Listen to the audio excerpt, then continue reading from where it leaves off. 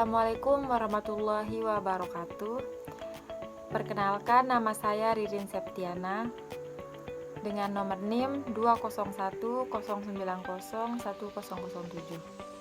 Di sini saya akan sedikit membahas tentang apa yang dimaksud dengan bahasa, makna, dan model komunikasi multikultur. Yang pertama, bahasa. Apa sih yang dimaksud dengan bahasa?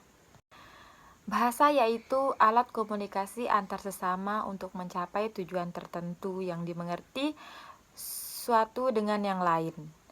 Medium untuk menyatakan kesadaran, tidak mengalihkan informasi saja, bahkan juga merupakan sistem lambang bunyi yang digunakan masyarakat dalam berkomunikasi. Bahasa juga dapat diartikan sebagai kemampuan yang dimiliki manusia untuk berkomunikasi dengan manusia lainnya. Bisa juga menggunakan tanda, semisalkan dengan menggunakan kata dan gerakan. Peran bahasa pada masyarakat multikultural. Bahasa banyak digunakan untuk mempersatukan masyarakat multikultural. Karena apa? Karena masyarakat multikultural itu sendiri kan berarti masyarakat yang memiliki berbagai atau beragam budaya. Dengan banyak budaya tersebut, maka komunikasi menjadi lebih mudah. Maka bisa membuat untuk mempersatukan dan membuat komunikasi menjadi lebih mudah. Selain itu, bahasa bisa digunakan sebagai identitas suatu kelompok tersebut. Di sini saya akan menjelaskan tentang fungsi bahasa. Apa sih dari fungsi bahasa tersebut? Fungsi utamanya itu adalah sebagai alat berinteraksi dengan manusia, alat untuk berpikir, serta menyalurkan arti kepercayaan di masyarakat. Selain sebagai alat komunikasi maupun berinteraksi, bahasa juga memiliki arti penting sebagai metode pembelajaran pada lingkup bahasa itu sendiri. Bahasa juga berfungsi sebagai identitas suatu suku atau bangsa karena keunikannya. Karena setiap suku atau bangsa tentunya memiliki bahasa yang berbeda-beda. Yang kedua yaitu makna. Apa sih yang dimaksud dengan makna? Makna yaitu hubungan antar lembaga, bunyi dengan acuannya.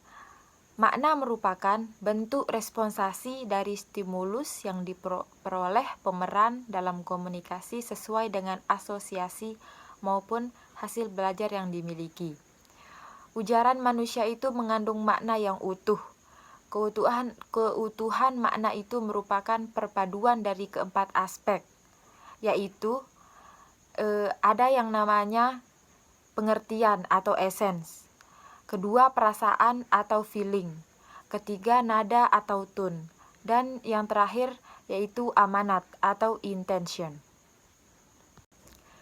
Makna juga dapat diartikan sebagai setiap hal yang dimaksud atau diartikan oleh individu atau masyarakat dapat berupa simbol ataupun kata.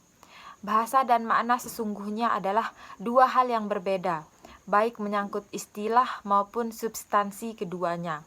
Dalam komunikasi, bahasa lebih dekat dengan kata-kata baik yang bersifat lisan atau verbal maupun non-lisan yang disebut juga dengan non-verbal. Yang terakhir yaitu model komunikasi.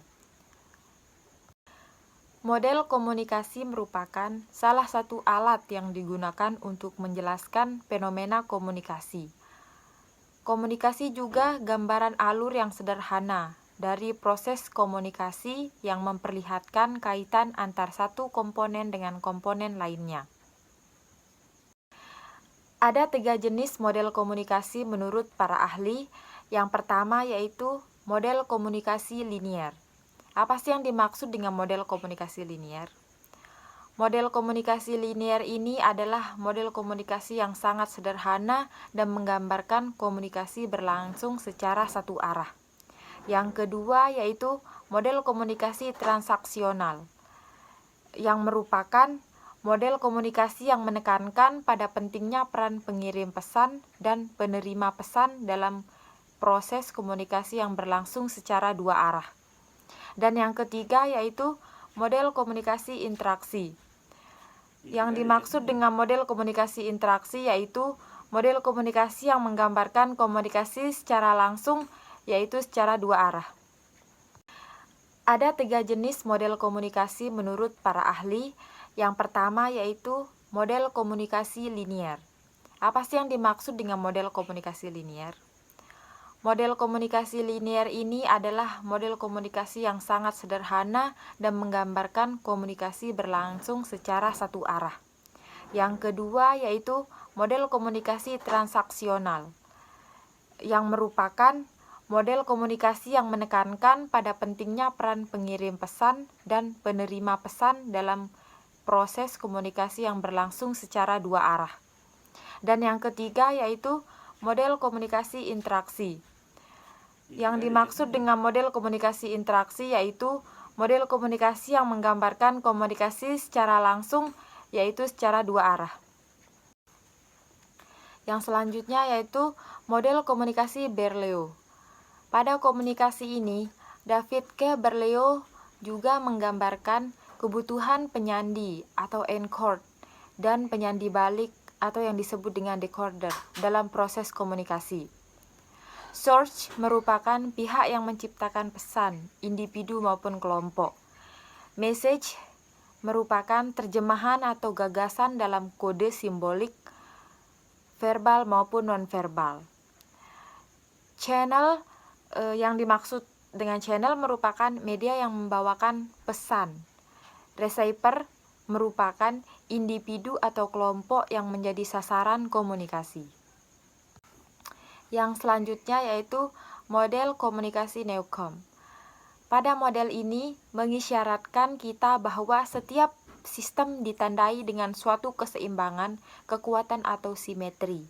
Setiap perubahan pada sistem akan menimbulkan ketegangan terhadap keseimbangan atau kekurangan simetri secara psikologis. Tidak menyenangkan dan menimbulkan tekanan internal untuk memulihkan keseimbangan.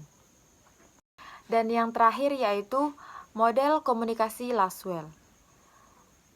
Yang dimaksud dengan model komunikasi Laswell yaitu model komunikasi di sini dikelompokkan ke dalam bentuk model komunikasi linier. Dalam model komunikasi linier merupakan pandangan sebagai proses yang berjalan secara satu arah atau yang dikenal dengan on-the-way communication, di mana pengirim pesan atau sender adalah satu-satunya elemen komunikasi yang mengirimkan pesan kepada penerima pesan. Penerima pesan digambarkan tidak memberikan umpan balik atau tanggapan terhadap pesan yang dikirim. Sinyal pesan di-encode dan dikirim melalui media. Baik, terima kasih. Hanya itu yang bisa saya sampaikan. Kalau ada kata yang salah, mohon dimaklumi. Wabillahi taufiq wal hidayah. Wassalamualaikum warahmatullahi wabarakatuh.